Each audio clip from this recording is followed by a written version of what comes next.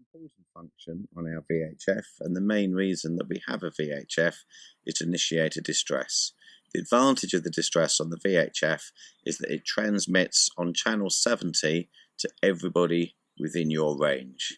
So you can transmit to everyone within your range, not just to one person, which you would with a mobile phone. To initiate the distress, you lift the red cover.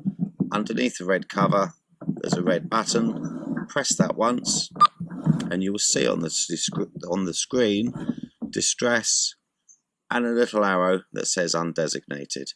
If you move the large button, if you've got time, you can choose the nature of your distress. Here we can go through fire, flooding, collision, grounding, capsizing, sinking, adrift, abandoning, piracy, man overboard.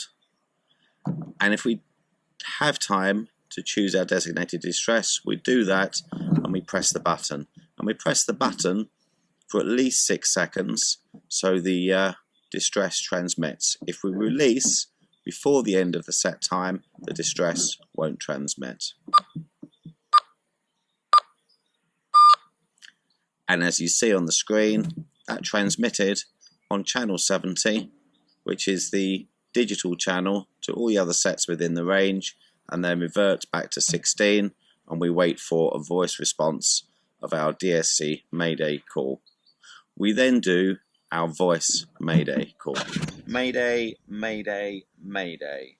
This is hot stuff, hot stuff, hot stuff.